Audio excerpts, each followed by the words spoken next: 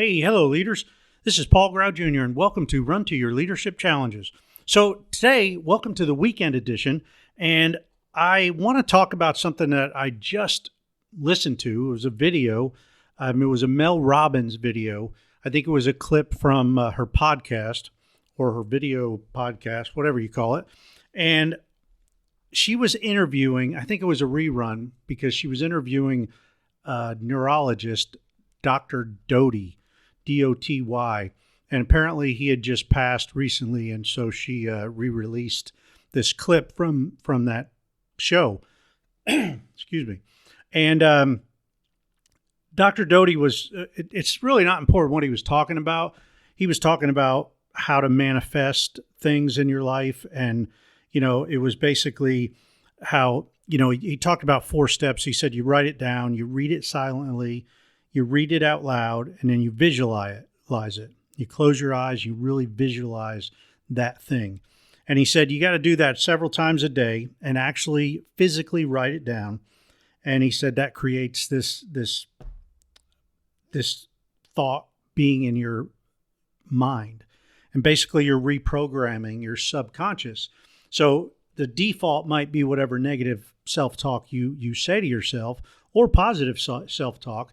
But if you want to really get something and quote unquote manifest it, you reprogram your mind. Well, anyway, he was talking about this. He got a lot deeper, and Mel asked him about one part and had him explain one part.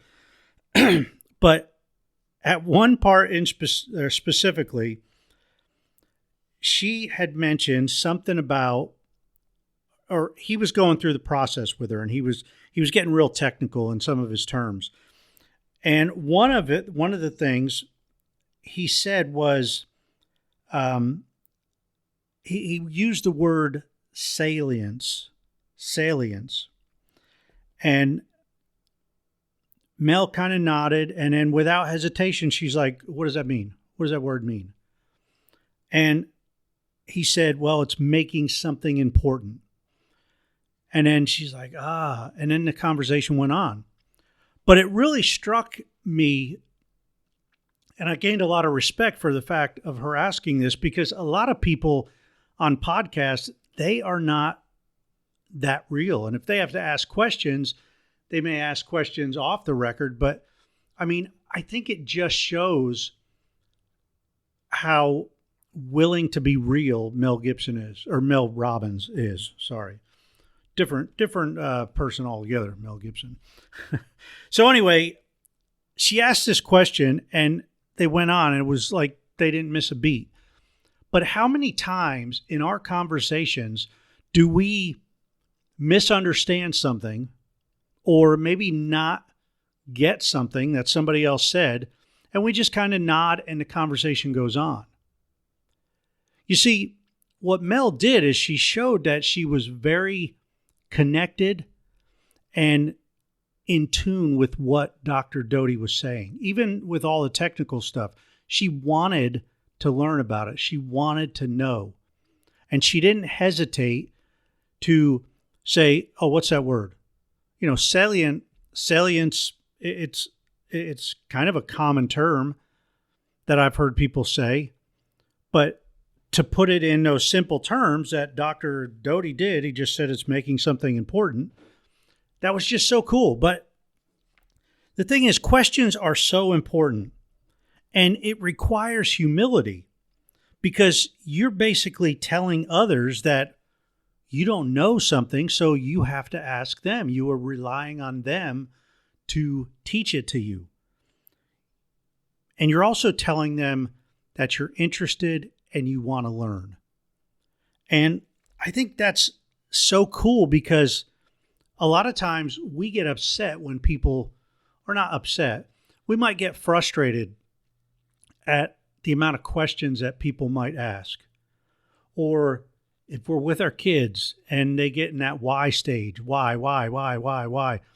It gets to be a pain at times. And I'm here to tell you, I went through that 5 times with 5 different kids, going through that why stage.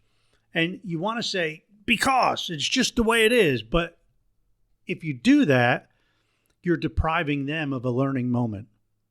So I guess today it's a weekend edition.